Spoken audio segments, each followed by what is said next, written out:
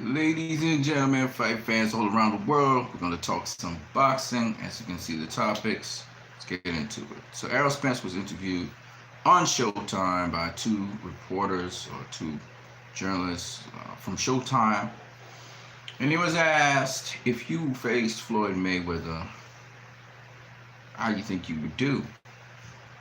He said, obviously, 100% I would win if I am 100% in shape and I'm at my best. Now we're talking prime for prime, because Errol has spoken about how he thought that Floyd Mayweather, Pretty Boy Floyd, would beat Sugar Ray Leonard. Pause. So he thought Money Mayweather would lose to Sugar Ray Leonard. Pause. Now, as we all know, I will be discussing this in great detail. I'm breaking down what I think about Floyd versus Sugar Ray Robinson, Floyd versus Sugar Ray Leonard. Okay? I do understand what Errol Spence is saying, but for now, I'm going to leave that to the side. I'm going to talk about what he said, the reasons he gave for why he would beat Floyd Mayweather, because they asked him, you can't just say you're going to beat him. You got to give us a reason. The first reason he gave was the jab. He said, if you look at all the fights Floyd has been involved in, the jab has been effective against him. And you remember I talked about this. And Errol throws a pretty good jab. Okay? He's textbook with the jab. Throws a very strong, nice, good jab. Strong jab. If you look at Floyd in the fights against Miguel Cotto, Jose Luis Castillo, Marcos McDonough, and Oscar De La Hoya, all of these fights had something in common. All the guys in those fights had a good jab. Now, of course, in several other fights, there are several other fighters who had good jabs. Gennaro Hernandez was a quality opponent. He had a good jab. Diego Corrales had a good jab. Excellent jab, actually. Zab Judah had a good jab. Even though the jab's not as important in those fights as is the power hand. We had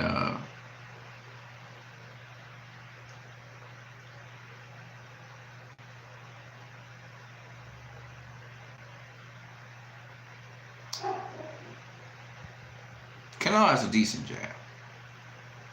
He doesn't use it as often. So I won't include Canelo. I won't include Pacquiao. I won't include Berto. Berto has improved in his jab. So the guys that sort of gave him problems, especially Miguel Cotto, they had a good jab.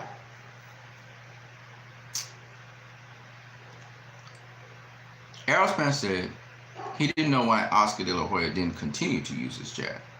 We all know why. If it eludes Errol, well, can't help him there. Maybe I should say. So the reason why Oscar was unable to use his jab against Floyd was because, one, he was countering the jab. Two, Oscar did try to work the body, which is the second point Errol Spence says. He said he wouldn't go head hunting. He'd go for Floyd's body. The problem with that is Oscar tried to do that very same strategy. He tried to work Floyd's body. He tried to go to Floyd's body. And what happened? Floyd protects his body very, very well. So I hear Errol try to work the body instead of trying to go head hunting. I hear him.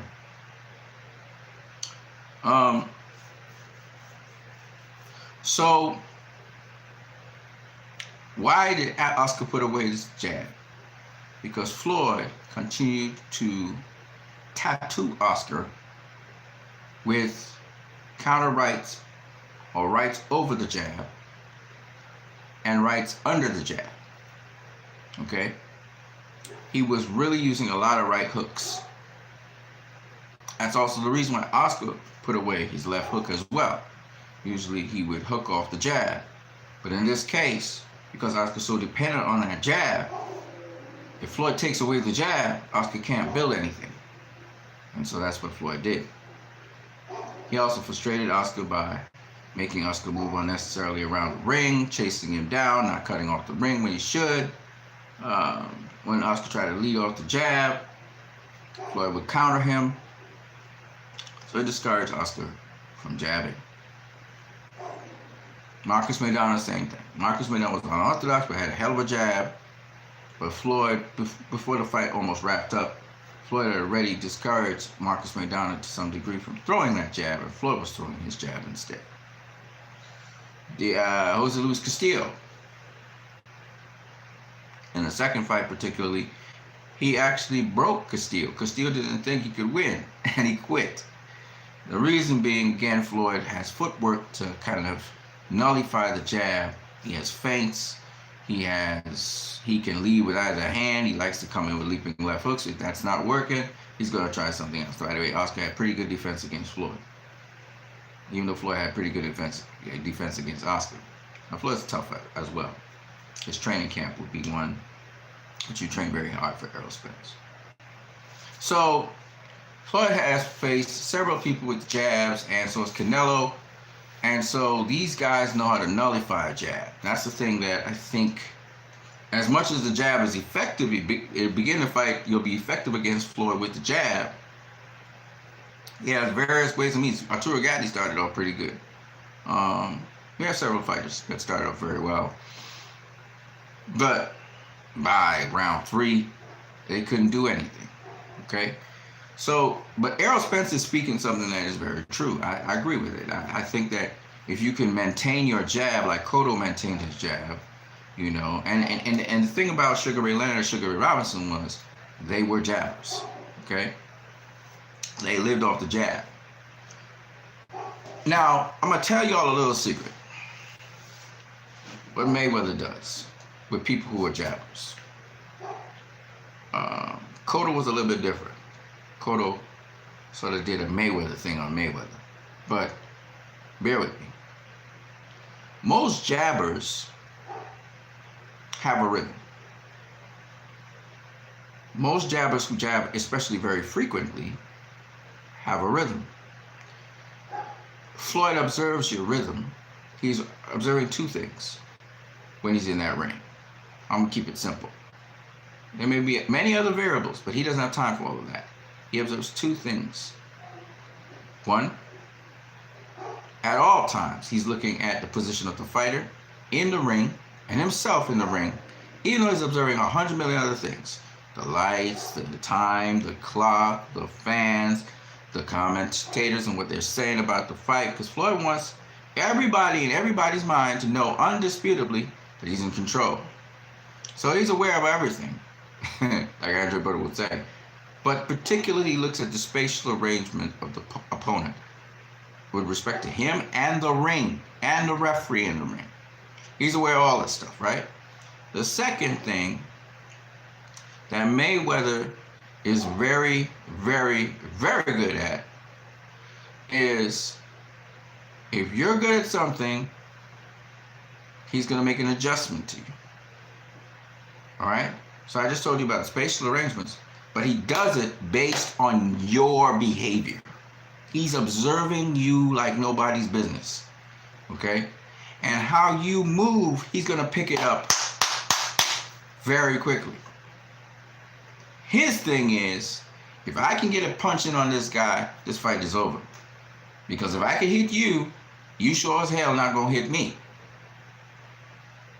So Mayweather is that kind of fighter. The 2 things, I'm going to say it again. Now, as simple as this sounds, trust me, it's very complicated. But nonetheless, he observes the spatial arrangement of the fighter and himself in the ring with the referee relative to the ring. He understands every single inch of real estate in that ring. He's very familiar with it. And the second thing, which is critical for people to understand, is he observes like a beast. Every movement you make, he's watching at your behavioral patterns, what you do as a boxer, astutely. And if you are a jabber, you better be like Miguel Cotto. You better be like Miguel Cotto. You can't throw predictable jabs. You can't be just jabbing all the time. And you can feint the jabber. So guys like Oscar De La Hoya, guys like Sugar Ray Leonard, guys like Sugar Ray Robinson, they will have to make an adjustment and an adaptation. Guys who live off the jab, you're going to have to make an adjustment so that you don't frequently use the jab.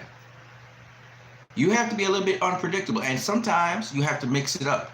Now, guys like Leonard, Pacquiao, Sugar Ray Robinson, Oscar De La Hoya, are all aggressive fighters. They like to mix it up. They like to fight. That you can't do against Floyd Mayweather. You have to tame your aggression, and you actually have to mix it up like Miguel Cotto. Sometimes you're on the back foot, setting traps for him. Other times you're coming forward. You gotta mix it up. And you cannot be predictable with your jab. Trust me. He has read your rhythm. If you're comfortable doing certain things, he's gonna read that very quickly. So it's not just popping the jab. I've said this many, many times to people, and I'm gonna say it again on YouTube to those who are listening. Mayweather is a lot more complicated than you think. If you just think you're gonna throw a jab at Mayweather or pop him with the jab, and that's gonna, no, because he will make an adjustment to you, and he will discourage you from throwing jabs. I don't care how strong you are. I don't care how much power punching you have. If you set up all your power punches, all your hooks, all your game plan off the jab, he's going to take it from you. And then now you have to do something else.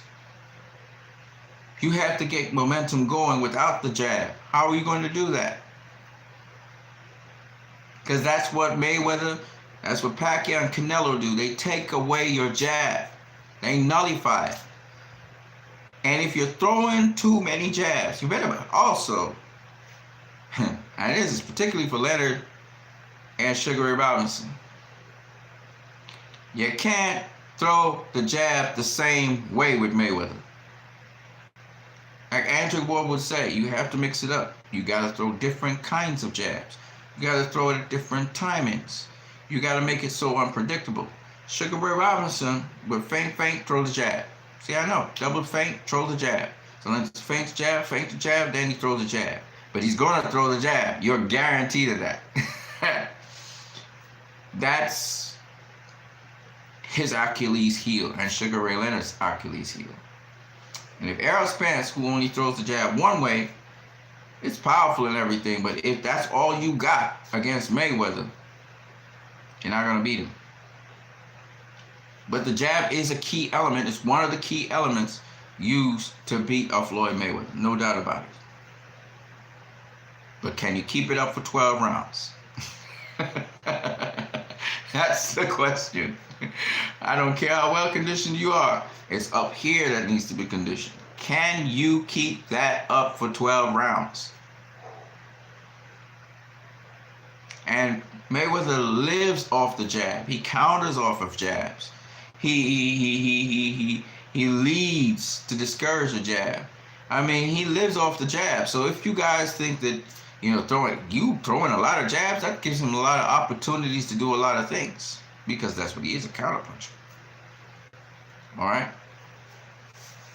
So he's right, though. The jab would be effective against Mayweather, but you gotta have other things. And thankfully, Errol Spence, Sugar Ray Leonard, and Sugar Ray Robinson, they do have other things. But, and I say but again, it's not as easy as they think. Rhythm, timing,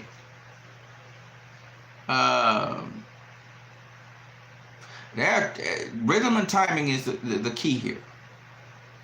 If you can time the rhythm of a fighter, you're okay. Mayweather's not easy to time.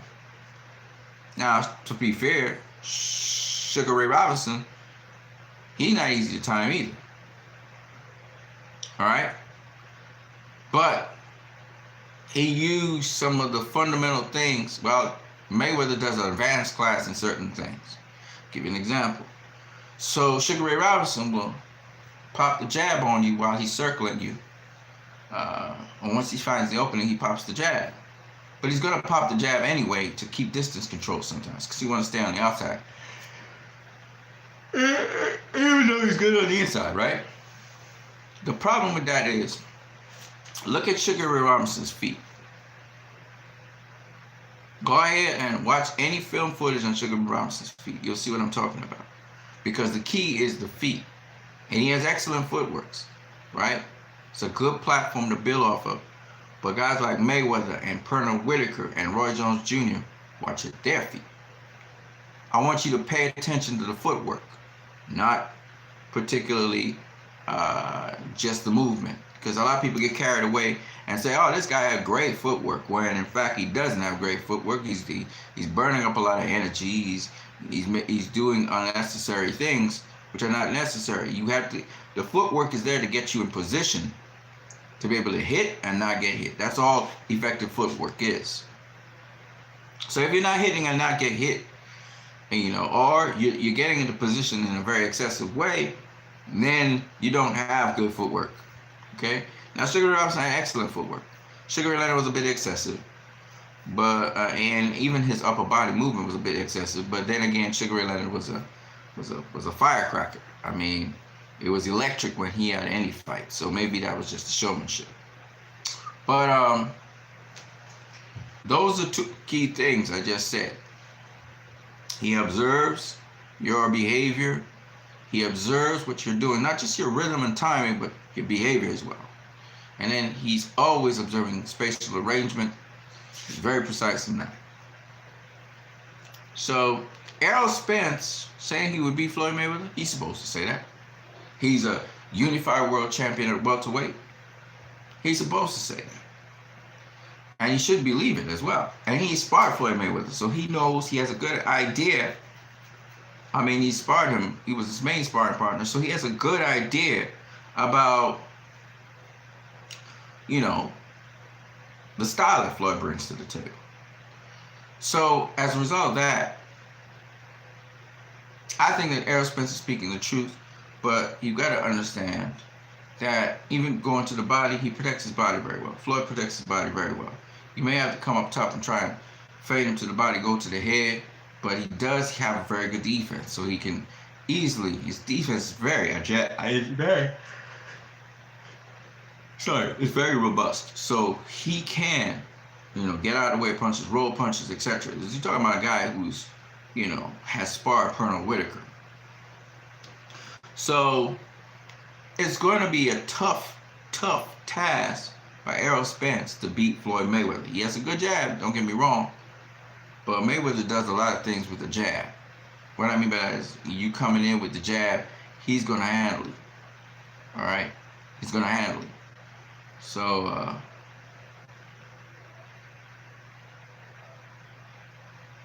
I got an energy drop right there. So that's what I got to say about Errol Spence's claim to beating Floyd Mayweather. Sounds fair enough. You said Floyd's mentally tough, but he's also mentally smart. And I don't know if Errol, it would be a nice task for Errol to face Floyd. It would be like Layla Ali versus Clarissa Shields. But Mayweather's kind of different breed of fighter, and I don't know if he would scrap it up with the younger guys. But he is definitely, not your run-of-the-mill fighter. Now, the other subject that I wanted to talk to you guys about was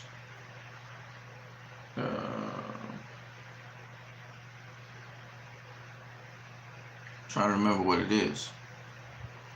Maybe it'll come to me, because I gotta finish this video right now.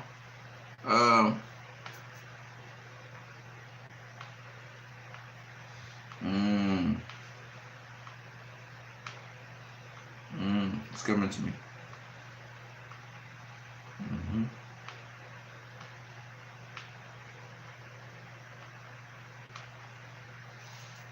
Mikey Garcia seems to look like he wants to face every opponent that Terrence Crawford has not faced. Kind of doing what Canelo did, where Canelo faced all the opponents that GGG said and claimed he would face, at least weight class wise.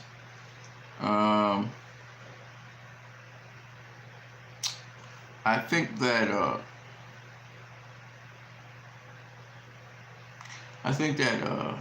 the topic that I'm looking for, I can't remember what it is. So I'm gonna go to my bed and sleep. I just got an energy drop. I'm tired right now. So I'm gonna go to sleep. I'm what you need. If you like this video, don't forget to share, comment, subscribe, and donate via Western Union or MoneyGram. I'm out of here, guys. I'll try and cover that other topic when I remember it soon. Peace. Oh, I remember it. It's an important thing. Alright, I'll get to it in another video. Alright? You guys have a good one. Peace.